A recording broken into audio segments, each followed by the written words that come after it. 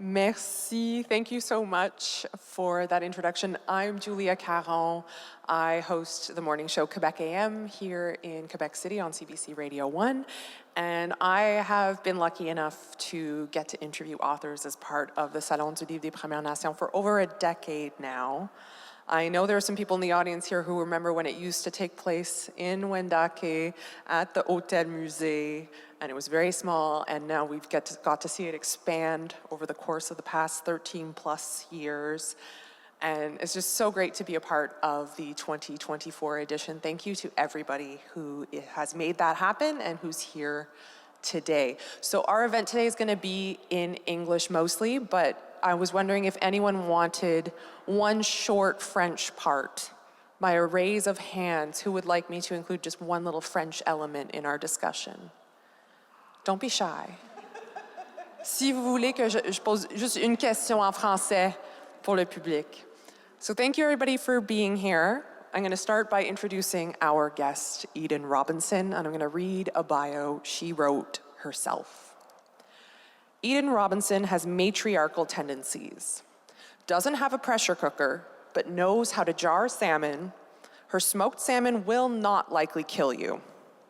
Hobbies: shopping for the apocalypse, using vocabulary as a weapon, nominating cousins to council while they're out of town, chair yoga, looking up possible diseases or syndromes on the interwebs, perfecting gluten-free bannock, and playing mahjong.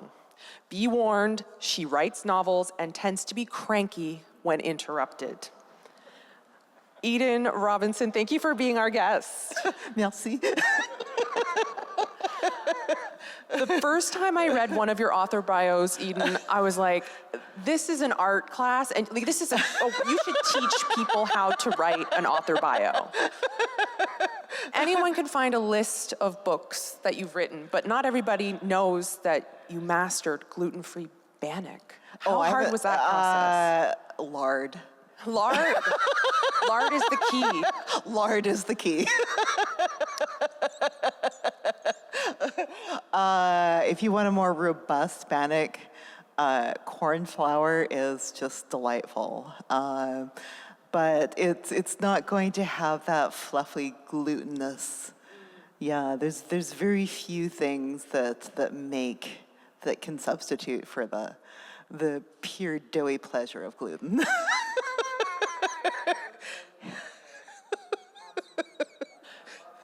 The microphone is off. There we go. I also wanted to talk about the 3 bios that change over the course of the Trickster trilogy series, and I'm going to read one of the bios in French here.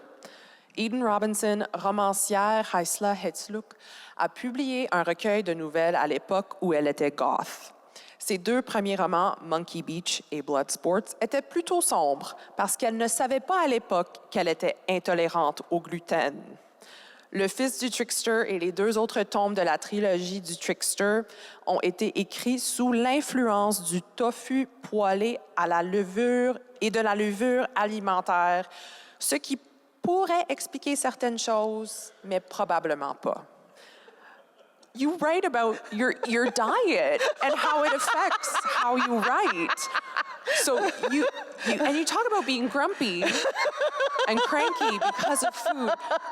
How does food and drink and all of these things influence your writing in a way that you want us to know about? Oh, the huge difference between the Trickster series and all the writing that came before it was that I was a night writer.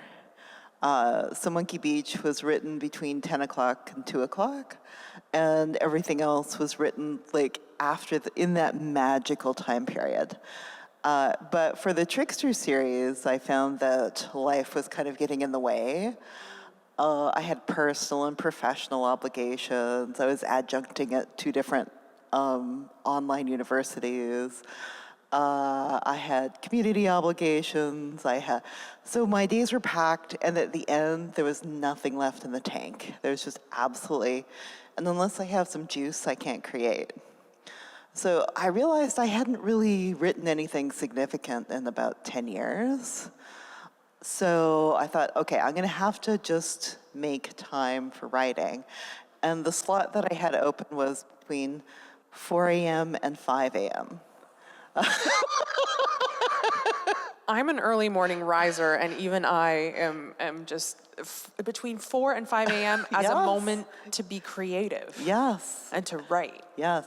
Well, the first week that I woke up at 3:50 and kind of downed my first cup of coffee and then sort of blearily sat in front of my laptop. And that first week, I think I got a paragraph. And I never wrote more than a page a day, but it was wonderful to be back in writing. And I found that early in the morning, my inner editor wasn't awake. So all that hypercritical thinking that was inhibiting my writing before was gone. So that's why the Trickster series, that's a part of the reason why the Trickster series is so, batshit. And that's why the biographies are kind of unique. I just love that. I feel like it's something I've never encountered before, and I've read a lot of books and I've interviewed a lot of authors, and it's usually very straight, very dry. But it says a lot about you. Well, we have to write our own author biographies, and usually you keep it pretty straight. But I sent it to my editor as a joke, and she took it very seriously. So I did a second one for the second book. And the third book, it was more of a little story than a biography. Dad was a knowledge keeper in the traditional sense. So he had a lot of knowledge of the land. He had a lot of knowledge of the stories, and he had a lot of knowledge about the protocol of stories. One of his absolute favorite things in the whole universe were bagoas, Sasquatches. And he just loved telling Sasquatch stories. And he didn't like, there's a show on Discovery called Finding Bigfoot, and he did not like that show. He said that was harassing the Sasquatches. But they would never find the Sasquatches because the Sasquatches had Squatch Book. Sasquatches had Squatch Book to warn each other. Yes. So if to not be exploited by the Discovery Channel. Yes. Gotta respect their privacy. And traditionally, Sasquatches, if they were cornered, they would turn into stumps. So they had some shape-shifting ability. You're making me think of a children's animated series called Hilda. Oh, really? Where at one point there's some creatures like that and they turn into stone. Oh. And only certain children can see them. It's pretty special. You're mentioning your father, and you talked about this a little bit yesterday for those of you who were here for the table ronde with Rachel McCrum. You talked a little bit about being woken up really early in the morning by your dad because he wanted to tell stories. He wanted to tell stories, yeah. When he would stay over at my place, I lived 2 blocks from my parents' place. So if he didn't stay over at my place, he would walk over in the morning and I would just leave my deck door open so he could come over and just visit. He had Parkinson's, so he had if you know anyone, you know that when their muscles are shaking, it burns a lot of calories. So he was losing a lot of weight. So his caloric requirement for the day was about 5,000 calories to maintain his weight. So I always had 2 or 3 pies in the fridge. Such a good daughter. It's amazing. So he was a morning person, but my mother wasn't. She really dislikes mornings, and what a matchup. So he'd come over to my place and just hang out and watch the news and eat pie.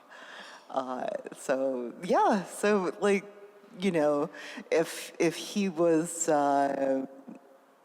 he had certain obsessions. Like, he used to be the public works foreman, and he was in charge of our water and our sewer. So sometimes I would bring him on tour with me, on a book tour.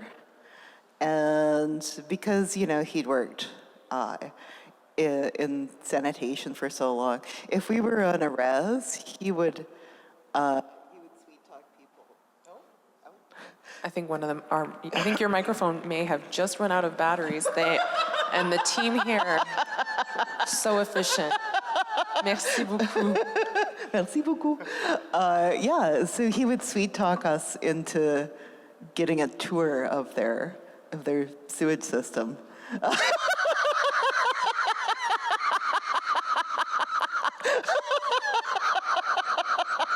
Exciting. Very exciting.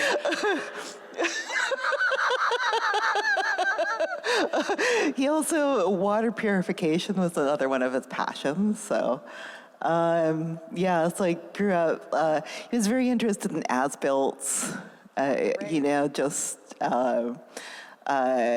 had a lot of very nerdy passions, and I shared this. So every summer when we went to Vancouver for school clothes, we would go to the Macmillan Bloedel Planetarium and just spend the day and go through all the exhibits and watch all the shows. And I just assumed that my sister treasured these moments as much as I did. And she was like, no! I wanted to go to the PNE. All my friends were riding on the roller coaster and we were watching. So I didn't realize I was torturing my sister all that time. But you were having a nice time. I was. You also shared that, speaking on the kind of, you've described yourself as a geek in the past as well, and you talked a bit too about just about your relationship to sci-fi and fantasy, Yes. and where those elements intersect with your writing style. Yes. And I was wondering if you could give us a little tease of what you've been working on that connects with space and stars, since you were just talking about your love of the planetarium. I had some excellent librarians in Kitamaat. And if I was bored of school, I would skip and go to the library and read. And once they learned my preferences, they would bring books in specifically for me. Like when I started reading all the sword and sorcery stuff and moving into the science fiction, one of the librarians brought in Octavia Butler. And do people know Octavia Butler's writing here? She's an amazing writer. Oh, she's stunning. That was really changed the rules around some of science fiction's kind of tenets. And would you describe some of it as post-apocalyptic? Oh, yes. Yes. Oh, yeah. So for people who haven't read Octavia Butler, highly recommended. Like the Master series was the stuff that I really liked as a teenager, but Exogenesis was, it was a little too weird for me at that point. But now it's kind of reversed. Like just her world building is absolutely stunning. World building, and how has that inspired you? Oh yes, mine. We want to talk about you. We want to talk about your writing too. We love the recommendations. The Sorceress of Sky Serpents is my first full dive into fantasy.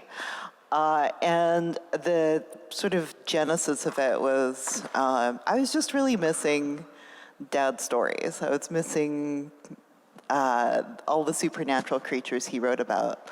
And I wanted to put them in a world where their existence was just an everyday thing. But I didn't want to put it in the Haisla past, because that's so often where we're seen. Like, we're seen as something in the past, and I didn't want them to be there. So that's where the Haisla is in space. So I put them as far into the future as I could think. And yes, and you talked a little bit about what inspires you in why you want to write about that. I'm going to quote what you said yesterday morning, that space travel these days is looking a lot less like Star Trek and a lot more like the fur trade.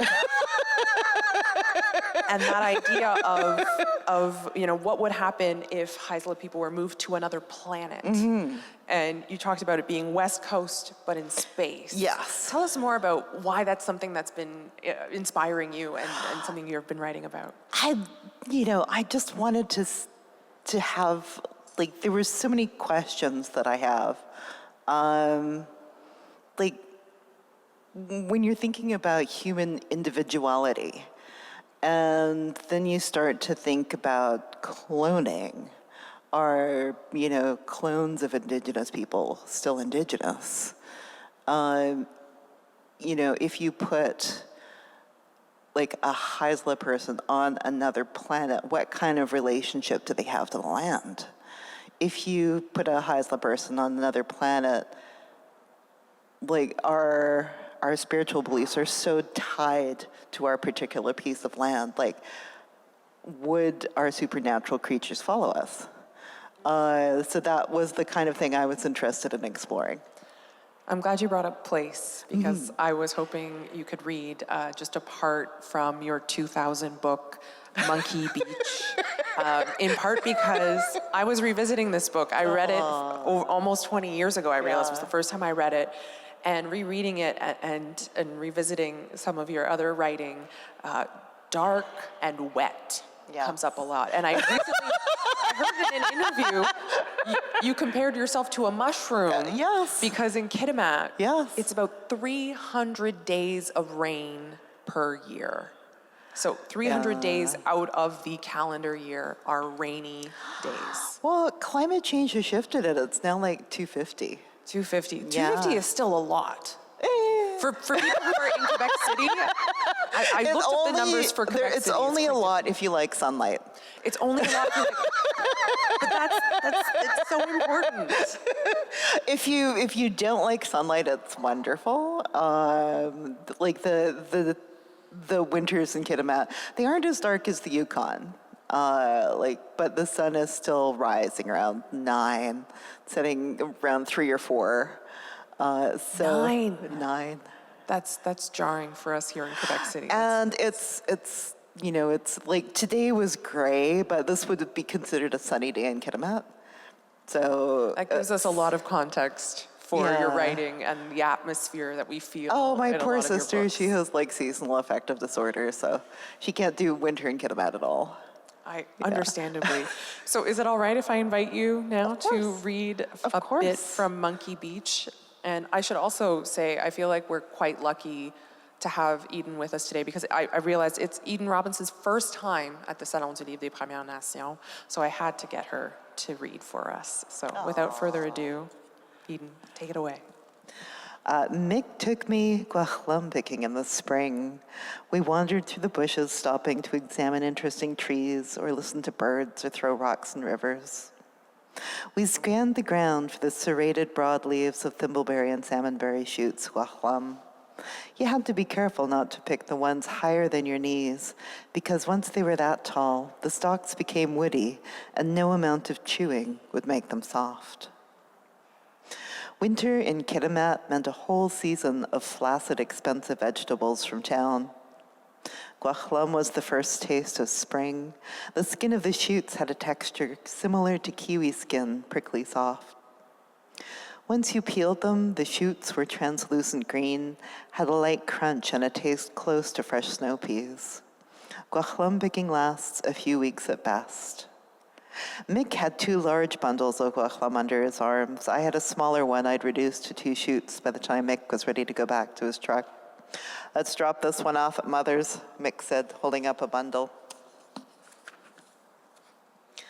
Mama'o's house was one of the oldest in the village, a box with a low-ceiling basement and a steeple-like roof. It was painted a plain flat brown, which was peeling back to reveal gray wood. The glass in the windows was so warped that the world outside looked like it had been reflected through a funhouse mirror.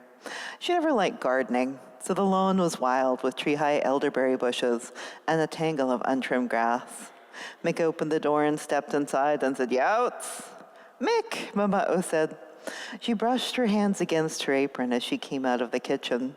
Here, Mick said, handing her some bundles. Oh, I was wanting her, she said. Come in, sit down, have tea. We followed her into the kitchen where the freshly baked biscuits were cooling on the countertops. Once I was eating in quiet, she turned to Mick and they talked while I watched everything around me.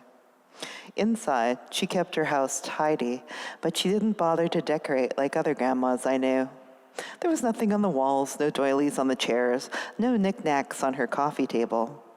Her saggy orange sofa never moved from its spot by the front window. I was afraid to touch the curtains because they were so threadbare. If you breathed hard, they whispered against her cracking linoleum. She had a heavy black rotary phone that rang like a fire alarm. On the phone stand, she kept a picture of her husband, Sherman, who had died before I was born. Another picture of Uncle Mick holding a giant halibut and a popsicle stick house I'd made for her in kindergarten and painted hearts all over. Even when the glue wore out and the popsicle sticks fell off one by one, she didn't throw it away. Mama'o wore a Salvation Army thrift shop clothes, shirts and dresses she turned into aprons when they got too thin. When the aprons wore out, she made them into wash rags, and when the rags disintegrated, she used them for stuffing her pillows. This habit of wearing things until they fell off her body annoyed Mom to no end. She would regularly buy Mama'o stylishly cut dresses, slacks, and shirts. Mama'o would carefully put them in her storeroom and say she'd wear them when she was trying to impress someone. Her fishing nets, on the other hand, she kept immaculate. Much later, I suggested that since she was so good at fixing nets, she'd probably be good at crocheting. She threw her head back and roared, laughing so hard she had to sit down. Mama'o never locked her doors, reasoning she had nothing anyone would really want. I think it was because no one she knew had ever locked their doors, and doing it seemed rude. We always locked our doors because someone had once broken into our house and taken our videos, video player, and TV. Mom and Dad had shaken their heads at the state of things in the village. It was one of those druggies, Mom said. Well, now we can switch over to VHS. We got beta because he claimed the quality was way better, but now it looked like everyone was going VHS. Because it was vaguely embarrassing to admit we'd picked the wrong machine, we'd never made the switch. Mama'o didn't even have beta. Her TV was a relic from the black and white era with foil wrapped around its rabbit ears. Sometimes, it picked up truckers on their CBs or a radio station out of Vancouver. We'd be watching one of her soaps, and suddenly the characters would be interrupted by a voice saying, 16 slick today, good buddy. The steep roof, the creaky dark wood, the crooked steps. The smell of age and mildew would have been enough to keep all but the desperate away. But the truth was, no one broke into her house because everyone thought it was haunted.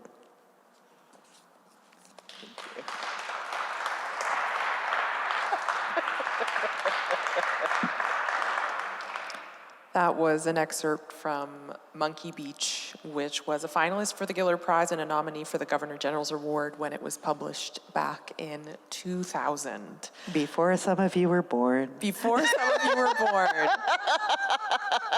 Eden, I mentioned this is your first time at the Salon du Livre des Premières Nations, and I've just been thinking, as I've been revisiting your work and looking at your career, I would love to hear a little bit about your thoughts on how you've seen CanLit change since you first started publishing books in the 90s. Yeah. And whatever that inspires you to share with us. Oh, well, when I first came into the scene, I think you could count the number of Indigenous writers on one hand, like who had been published. And you know, the current explosion of new writers and, you know, writers coming into the scene and more established writers is, it would have been unimaginable to, you know, to me in the 90s. Like, I really disliked being the only Indigenous writer in the room. It was a very lonely feeling. So, it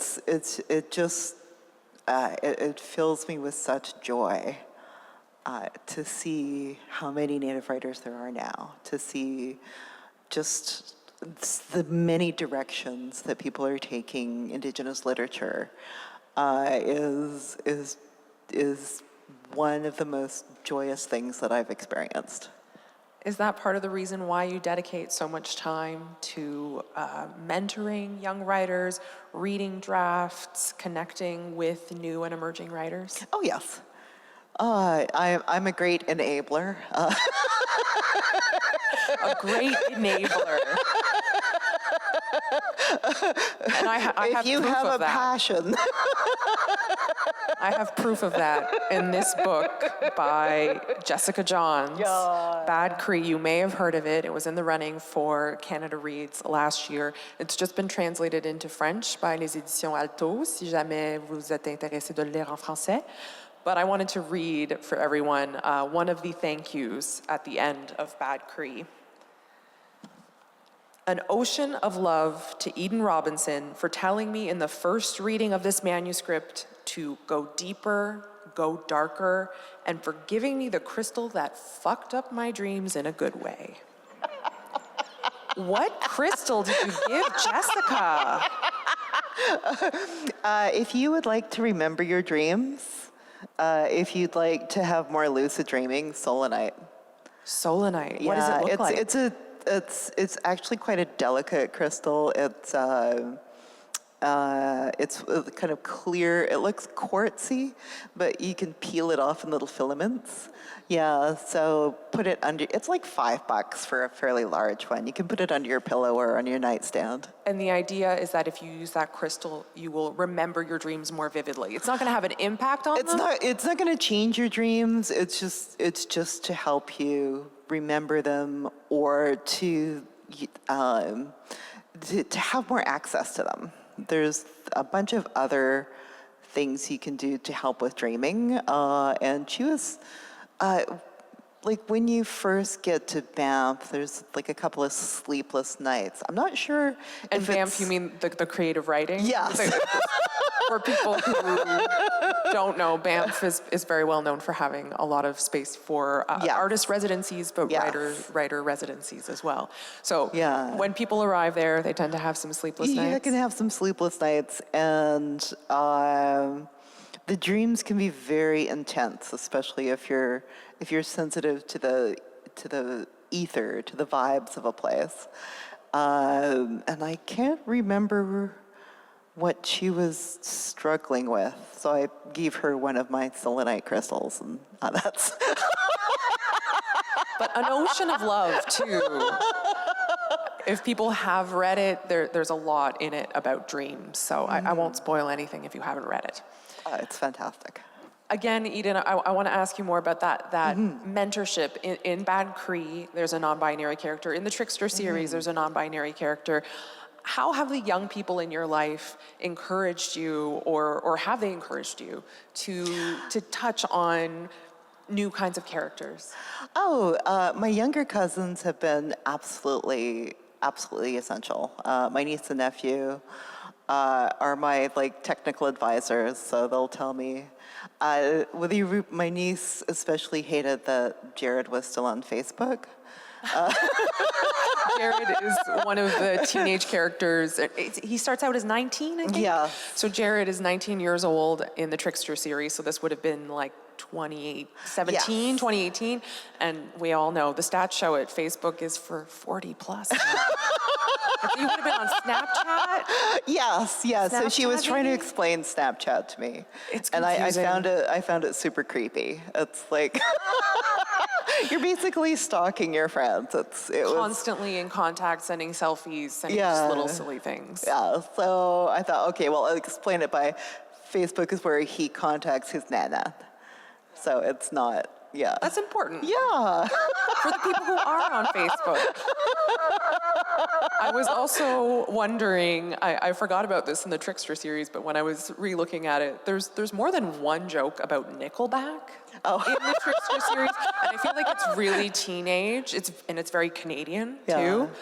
So at one point in Return of the Trickster, someone makes a joke that they should provoke a monster by playing Nickelback. And there's a debate over whether or not the monsters will enjoy listening to Nickelback or whether it'll scare them. And then there's another scene in Son of the Trickster where one character asks, "Is this Enya?" And Sarah's like, "No, it's Grimes." And he replies, "Sounds like Enya." And she replies, "Whatever, Nickelback." Like, I feel like I could just hear these bratty teenagers. What is it about Nickelback? Do you have a cousin who is like, you got to talk about how much Nickelback sucks in your books? There's lots of cousins who are big Nickelback fans, and I'll hear them like bantering with the rest of the family. And there was a lot of. I have a very small immediate family, and a much larger extended family. And in the traditional Haisla worldview, your aunties were kind of like your second mothers. So your cousins were your siblings. So I have about 16 aunties and uncles on my mom's side, and just 13 on my dad's side. So, the amount of cousins and, their kids and their kids. And then I learned we had more extended family down towards Vancouver Island. So they have enriched my life immensely. It's not that I'm looking for material. Well, you did also, for people who weren't there, can you tell us more? I don't want to spoil it, but for people who were there yesterday, this may sound repetitive, but you talked about being an obsessive eavesdropper, particularly on the city bus. So if you spot Eden and you're having what you think is a private conversation, watch out. How do you get inspiration from eavesdropping? One of the things that was fantastic for my dialogue was dating a playwright. And one of his tips for getting more realistic dialogue was to eavesdrop on people as much as possible, like go to cafes. And I was on transit quite a bit, so I loved listening in on other people's conversations, and especially if they were arguing. I always find it interesting the way people argue, what they say and what they don't say. And if they were arguing, I would go and sit right behind them. Sit as close to them as possible. I love that so much. It really will have me thinking twice next time I'm talking to them in public. Eden, I also want to talk to you a bit about coming back a little bit to the mentorship. We were lucky enough to meet on the phone over 5 years ago because I visited Kiuna College in Odanak, where everyone told me about you. And they told me how special it felt that you had worked with them, how you'd been doing Zoom calls with some of the students in Jennifer Saval's class, and that they were some of the first readers of the Trickster series. And what was that experience like for you? And how precious is the perspective of young Indigenous people of your writing?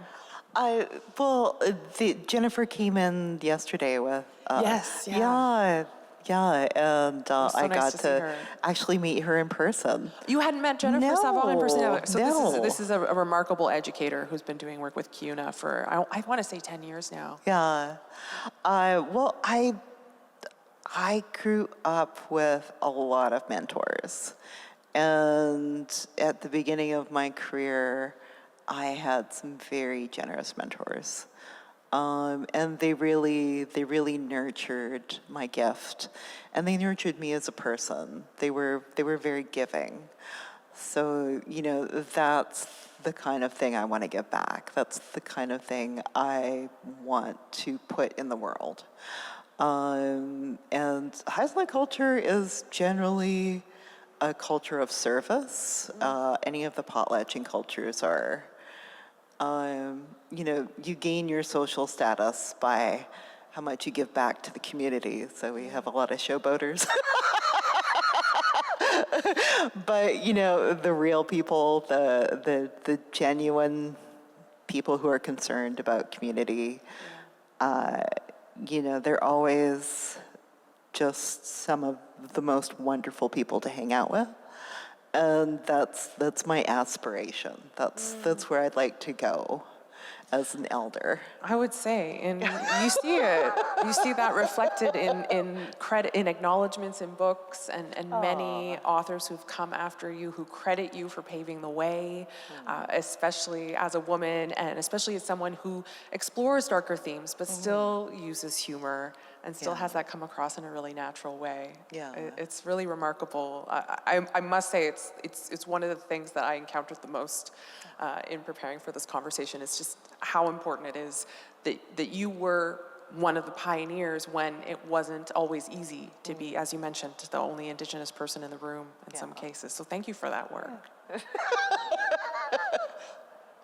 I'm almost out of time, but is there anything else that you'd really like to share with an audience here in Quebec?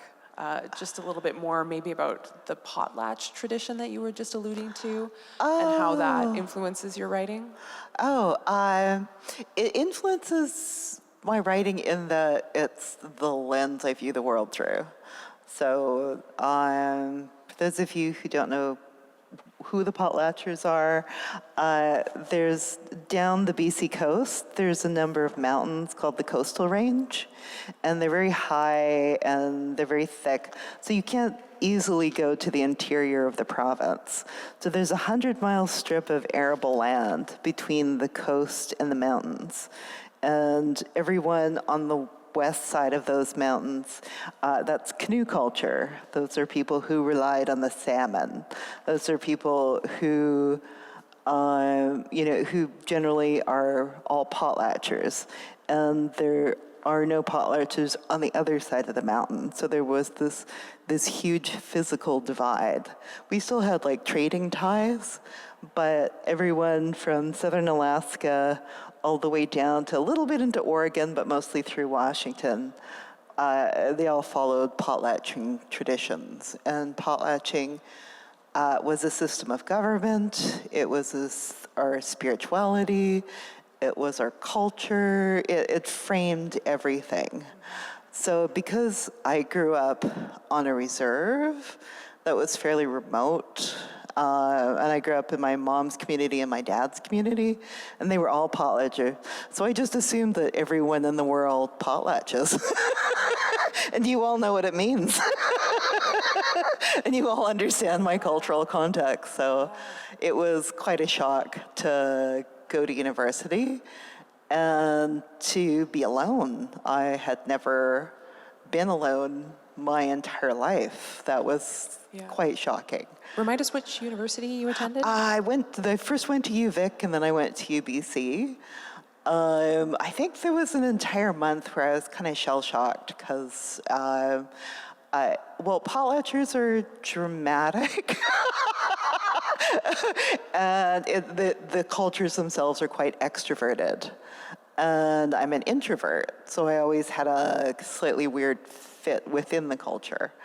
But I'm introverted for someone from a very extroverted culture.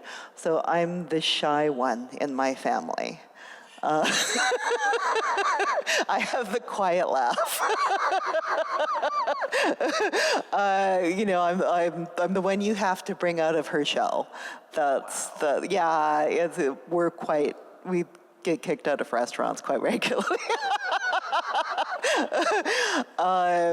But going to university, I think I had never not been surrounded by family before. It was the first time that I didn't have that, and I had always wanted, you know, space, and then I got it.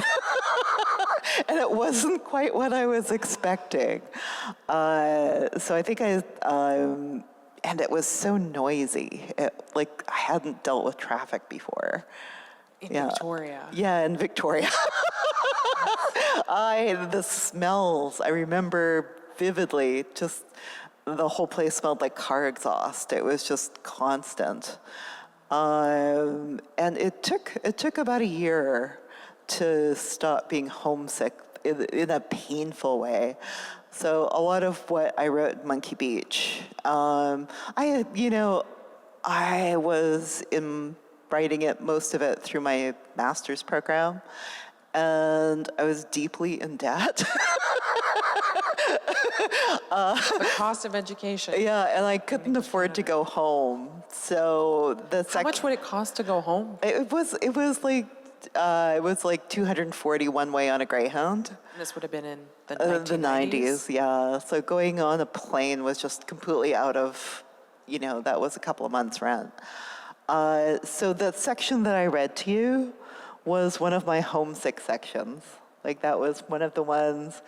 I was missing the food, I was missing the mountains, I was missing the people. So whenever you have one of those sections where I'm just seem to be going on about something. Like one of my cousins asked, like, why did you spend like 6 pages talking about oolikans? I really missed oolikans. That's amazing. And I was hoping you shared something with me before we came upstairs about sharing your book with your family. And they all reacted at the same part. You knew how far people were in the book based on when they were contacting you. How did your family react to Monkey Beach? Monkey Beach, I tried to set it not in Kitamaat because I didn't want to, because we have we have a traditional Haisla copyright on some stories, and we have a number of protocols, so I had to have long conversations with some of my aunties and some of the culture keepers in our community about what we share and don't share with outsiders, not just white people, but other Indigenous people, outsiders. And those, sometimes those could be really hard conversations because my family is quite forthright. They're telling it like it is. So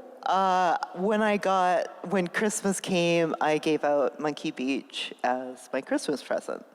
And I gave it to everybody, all the aunties, all the uncles, and all the cousins who had consulted. So there was quite a few copies. And I was most nervous about the cultural component. But, so people would phone me up and go, hey, got your book, so excited to start reading it.